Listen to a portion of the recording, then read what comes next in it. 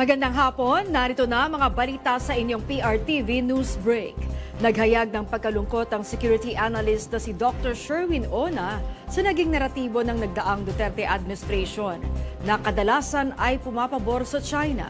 Sa panayam sa DZMM Radio Patrol sa 6:30, sinabi ni Dr. Ona na ang ginamit na salita palagi ng Duterte administration ay hindi makakapalag ang Pilipinas laban sa China.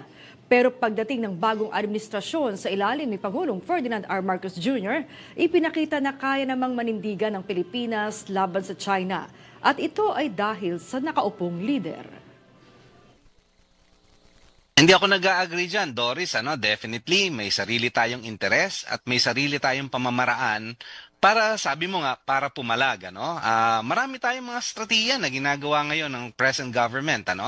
Pero yung binanggit mo nung panahon ni President Duterte, yan ay mga narratives na nanggagaling mismo sa Beijing para nga takutin at para mawala ng loob yung kanilang target na bansa. And unfortunately, yan ay namayagpag nung panahon ng dating Pangulo.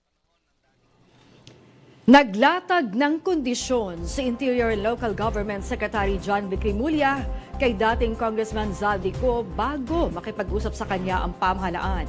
Ibalik muna niyang umano'y nakulimbat na $1 bilyong o 59 billion pesos. Naunang umugang ang balita na nagpapadala ng feeler Siko na isa sa mga sangkot sa umano'y anomalya sa flood control projects para makipag-usap sa mga otoridad kaugnay sa kanyang nalalaman. Ayon kay Rimulya, kung siya ang tatanungin, dapat isauli muna ni Ko ang umano'y naging kickback niya. Ang Office of the Ombudsman na pinamumunuan ng kanyang kapatid na si Boyeng Rimulya ang siyang nag-iimbestiga dito. Hindi pinatulan ng palasyo mga akusasyon ni Batangas sa 1st District Representative Leandro Leviste laban sa administrasyon. Matapos itong sabihing nasa ilalim umano ng de facto martial law ang bansa. Alamin natin ang detalye sa report ni Christian Bascones. Christian. Hindi na umano kailangang bigyan ng reaksyon ang mga maling opinyon. Ito ang sinabi ng palasyo sa mga paratang ni Batangas Congressman Leandro Leviste matapos itong sabihing nasa ilalim umano ang Pilipinas ng de facto martial law na sinigundahan pa ng mga matitinding banat laban sa administrasyon. Ayon kay Palace Press Officer at PCO Undersecretary Claire Castro, malinaw na walang batayan ang pananaw ng mambabatas. Sa kanyang video statement, iginiit kasi ni Leviste na marami raw ang nananahimik dahil sa takot na makaakusahan o makasuhan. Kapag naging kritiko ng gobyerno, binanggit din niya ang mga budget na umano'y na ipapasa ng walang debate at ang paggastos para sa media, social media influencers na umaatake sa mga kritiko.